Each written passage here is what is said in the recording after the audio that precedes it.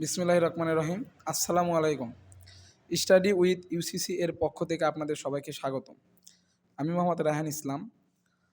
আজকে আমি আলোচনা করব পদার্থবিজ্ঞানের প্রথম অধ্যায় থেকে আপেক্ষিক ত্রুটি সম্পর্কে।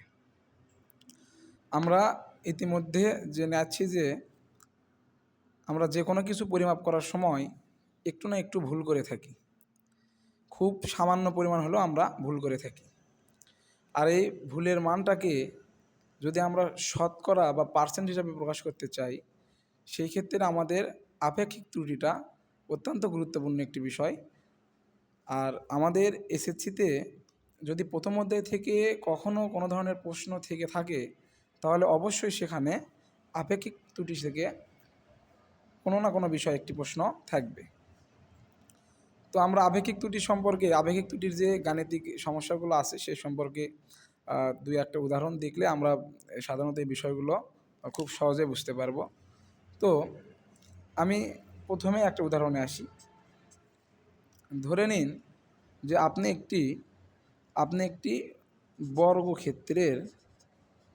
একটি বর্গের বাহু পরিমাপ করছেন। বাহু পরিমাপ করে আপনি 10 মিলিমিটার পাইছেন। তো আপনি যখন বর্গের বাহুটি পরিমাপ করছেন, আপনার পরিমাপ অনুযায়ী কত পাইছেন? 10 মিলিমিটার। তো আসলে এটা কি আপনি সঠিক মাপছেন? না, আপনি এখানে সামান্য পরিমাণ হলেও কিন্তু ভুল করছেন। যে ভুলের মানটা আপনার এত ক্ষুদ্র যে যেটা 0.0001 বা তার থেকেও কম হতে পারে, বা 0.5 হতে পারে, যে কোনো কিছু আপনার পরিমাপে কিছু না কিছু ত্রুটি থাকবেই। তো আমরা এই ত্রুটির উপর ভিত্তি করেই আপেক্ষিক ত্রুটির গাণিতিক হিসাবগুলো করব। তো আমি উদাহরণে আসি। আমরা কি করছি? আমরা একটা বর্গের বাহু মাপছি। বর্গের বাহু মাপে আমরা 10 মিলিমিটার পাইছি। তো এখন যদি আপনাকে বলা হয় বর্গটির ক্ষেত্রফল কত হবে, তাহলে অবশ্যই আপনি বলবেন যে বর্গের ক্ষেত্রফলটি কত হবে? বর্গের ক্ষেত্রফল। তো আমরা জানি বর্গক্ষেত্রের ক্ষেত্রফলের সূত্র কি? বাহু গুণন বাহু অথবা বাহুর উপর স্কোয়ার, যে কোনো একটা, অর্থাৎ দৈর্ঘ্য গুণন প্রস্থ বললেও কিন্তু আসলে ক্ষেত্রফল বের করা যায়। যেহেতু বর্গের দৈর্ঘ্য প্রস্থ সব কিছু কিন্তু এক সমান, ওই জন্য আমরা আসলে এখানে কি বলি যে বর্গের ক্ষেত্রফলের সূত্র কি? বাহুর উপরে স্কোয়ার বা বাহু গুণন বাহু। তো 10-এর উপর স্কোয়ার দিলে কত হয়? 100, এত বর্গ মিলিমিটার। তো আমরা যে বর্গের বাহুটা মাপলাম 10 মিলিমিটার, এটা কিন্তু আমরা সঠিক মাপিনি, কারণ এখানে আমাদের কিছু না কিছু ত্রুটি আছে। ঠিক একইভাবে আমরা যখন বর্গের ক্ষেত্রফল এখানে পরিমাপ করলাম 100 বর্গ মিলিমিটার, তাহলে আমাদের যদি বাহুতেই যদি ত্রুটি থাকে, তাহলে অবশ্যই আমাদের ক্ষেত্রফলেও কি আছে? ক্ষেত্রফলেও ত্রুটি আছে। তো আমরা যদি এই যে আমরা যে বর্গের যে ক্ষেত্রফলটা বের করলাম 100 বর্গ মিলিমিটার, এটা কিন্তু আসলে আমাদের সঠিক পরিমাপ নয়। তো আমরা যদি বর্গের সঠিক পরিমাপটা বের করতে চাই ক্ষেত্রফলের, তাহলে অবশ্যই আমাদের কি করতে হবে? আমাদের সঠিকভাবে বর্গের বাহুটি মাপতে হবে। তো আমরা বর্গের বাহু মাপার সময় কতটুকু ভুল করছি সেটা কি আমরা জানি না। তো আমরা যদি এখানে ধরি আমরা এই বাহু মাপার সময় আমরা 0.5, আমরা বাহু মাপার সময় কতটুকু ভুল করছি? আমাদের ত্রুটির পরিমাণটা যদি আমরা ধরে নিই 0.5, অর্থাৎ আমরা ধরে নিলাম যে আমরা এই বাহু মাপার সময় 0.5 আমরা কি করছি? ভুল করছি। আসলে ভুলটা এরকম হতে পারে যে আমরা বাহুটা যতটুকু মাপছি তার থেকে 0.5 কমও হতে পারে, আবার 0.5 বেশিও হতে পারে। তো আমরা যদি 0.5 বেশি মাপে থাকি, আমরা যদি 0.5 কী করে থাকি? বেশি পরিমাপ করে থাকি, তাহলে সেটা অবশ্যই এখন কমাইয়া দিতে হবে, তাহলে আমরা সঠিক মাপটা পাবো। ঠিক একইভাবে যদি আমরা 0.5 কম পরিমাপ করে থাকি, তাহলে সেটা আমাদের কী করতে হবে? বাড়িয়ে দিতে হবে। ঠিক আছে? তাহলে আমরা সঠিক পরিমাপটা পাবো। তাহলে আমি আবার বলতেছি, আমরা একটা বর্গের বাহু পরিমাপ করছিলাম 10 মিলিমিটার, কিন্তু আমাদের পরিমাপটা কি সঠিক ছিল? সঠিক ছিল না, আমরা ভুল পরিমাপ করছি। আমরা ভুল পরিমাপ অনুযায়ী আমরা কি করছি? তার ক্ষেত্রফল বের করছি কত? 100 বর্গ মিলিমিটার। তো আমরা যদি সঠিক মাপটা বের করতে চাই, তাহলে আমাদের অবশ্যই কী করতে হবে? আমাদের ভুলের মানটা জানতে হবে যে আমরা আসলে কতটুকু ভুল করছি। তো আমি ধরে নিয়েছি যে আমাদের ভুলের মানটা কত? 0.5। যেহেতু আমরা 0.5 কম অথবা বেশি যে কোনো একটা ভুল করে থাকতে পারি, আমরা 0.5 কম পরিমাপও করতে পারি অথবা 0.5 বেশি পরিমাপ করতে পারি। তো এই জন্য আমরা এখানে প্লাস মাইনাস 0.5 লিখব, অর্থাৎ আমাদের বর্গের সঠিক যে পরিমাপটা, বর্গের বাহুর যে সঠিক পরিমাপটা, সেটা আমাদের কি হবে 10 থেকে, অর্থাৎ এখানে যে 10 আছে তার থেকে আমাদের 0.5 বেশি হবে অথবা কম হবে। তো আমরা যদি এখানে লিখি যে আমাদের সর্বোচ্চ একটা দৈর্ঘ্য আমরা যদি বের করি, সর্বোচ্চ দৈর্ঘ্য, তা আমরা যে ভুল পরিমাপটা করছিলাম সেটা ছিল কত 10।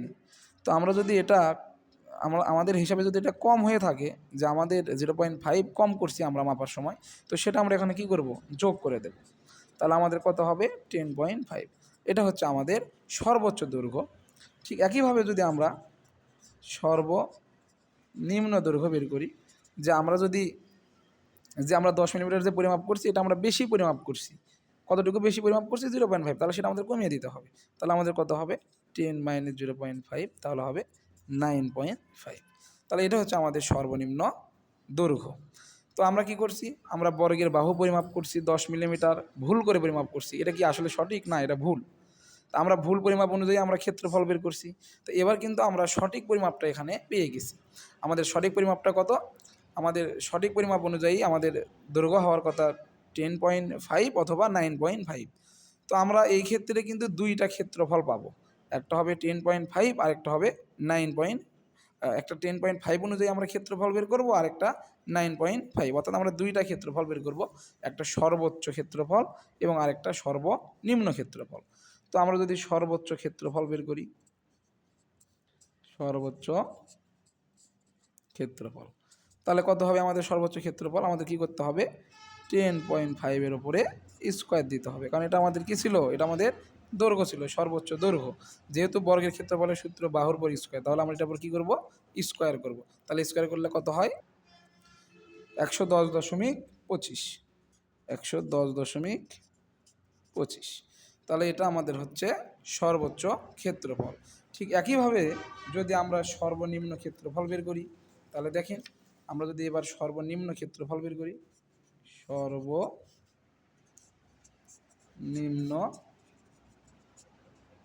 ক্ষেত্রফল বের করি, কত হবে 9.5 উপরে স্কোয়ার।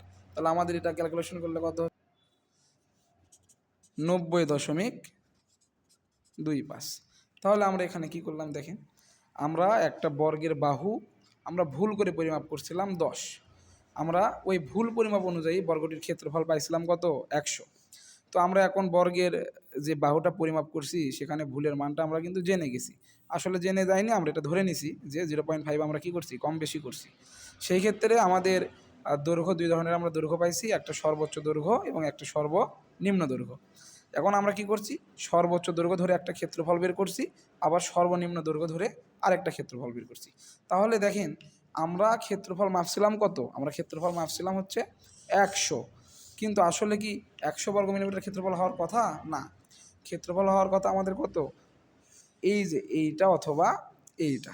তাহলে এই যে আমাদের ক্ষেত্রফলটা কিন্তু আসলে 100 হবে না, আমাদের সঠিক ক্ষেত্রফল হবে 110.25 অথবা 90.25।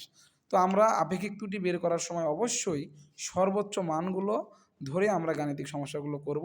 তো আমরা এখন যে জিনিসটা বের করব সেটা হচ্ছে আমাদের চূড়ান্ত ত্রুটি। কি বের করব আমরা চূড়ান্ত ত্রুটি। তাহলে আমাদের চূড়ান্ত ত্রুটি কত হবে দেখেন, আমরা অবশ্যই সর্বোচ্চ মান ধরে কিন্তু সবসময় হিসাব করব। তো আমাদের যে ভুল করে যে আমরা ক্ষেত্রফলটা পরিমাপ করছি তার মান ছিল 100, কিন্তু আসলে ক্ষেত্রফল হওয়ার কথা কত 110.25। তাহলে আমরা ক্ষেত্রফলে কতটুকু ভুল করছি, আমরা কিন্তু এখান থেকে এটা বিয়োগ করলে আমরা সেই ভুলের পরিমাণটা এখানে পাবো, আর এটাই হচ্ছে আমাদের চূড়ান্ত ত্রুটি। তো আমরা কি করব 110.25 থেকে আমরা কি করব 100 বাদ দিয়ে দেবো, তাহলে হবে কত, এটা হচ্ছে আমাদের চূড়ান্ত ত্রুটি। তো এখন আসুন আমি সবার প্রথমে এখানে আপেক্ষিক ত্রুটির সূত্রটা লিখে রাখছিলাম। সূত্রে কী ছিল, চূড়ান্ত ত্রুটি ভাগ পরিমাপকৃত মান গুণন 100। তাহলে আমরা কি করলাম, আমরা চূড়ান্ত ত্রুটিটা আসলে এই জায়গা পেয়ে গেছি কত 10.25। এখন আমাদের দরকার পরিমাপকৃত মান। আসলে আমি এটা শুরুতে বলিনি, আমি শুধু বলছি উদাহরণটা দেখেন, আপনারা দেখেন আমরা যে ভুল করে যে দৈর্ঘ্যটা মাপছিলাম সেই দৈর্ঘ্য ধরেই কিন্তু আমরা একটা ক্ষেত্রফল বের করে রাখছি।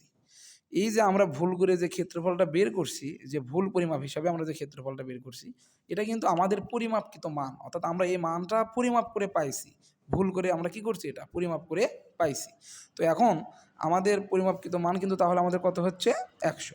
আর আমরা যেহেতু এটা ভুল করে পরিমাপ করছিলাম, সেই ক্ষেত্রে আমরা ত্রুটির মানটা ধরে নিয়ে সঠিক দৈর্ঘ্য এবং সঠিক ক্ষেত্রফলটা বের করে নিয়ে আমরা চূড়ান্ত যে ত্রুটি সেটা বের করছি। কত? চূড়ান্ত ত্রুটি আমরা কত বের করছি? আমরা বের করছি ১০.২৫। তো এখন আমরা যদি আপেক্ষিক ত্রুটির সূত্রে বসাই তাহলে কিন্তু আমাদের সমস্যাটা সমাধান হয়ে যাচ্ছে। তাহলে আপেক্ষিক ত্রুটির সূত্র কি? চূড়ান্ত ত্রুটি কত? 10.25 ভাগ পরিমাপকৃত মান কত ছিল? গুণন আমাদের যেহেতু শতকরায় প্রকাশ করতে হবে, তাহলে আমরা শতকরা প্রকাশের জন্য অবশ্যই ১০০-তে কী করবো? গুণ করবো। তাহলে এটা ক্যালকুলেশন করলে কত হবে? 10.25%। তো এইভাবে আমরা আপেক্ষিক ত্রুটির মানটা বের করতে পারি। তো এখানে আমি যে উদাহরণটা দেখলাম এটা খুবই সহজ একটা উদাহরণ ছিল। তো আপনারা যদি এই উদাহরণটা দেখেন, এই ভিডিওটা যদি আমার দেখেন এবং এর সাথে যদি আমার পরবর্তী ভিডিওটি দেখেন, তাহলে অবশ্যই আপেক্ষিক ত্রুটি সম্পর্কে আপনাদের সকল সমস্যার সমাধান হওয়ার কথা। তো আশা করি সবাই কিছু শিখতে পারছেন। অবশ্যই সাবস্ক্রাইব করে পাশে থাকবেন। আসসালামু আলাইকুম।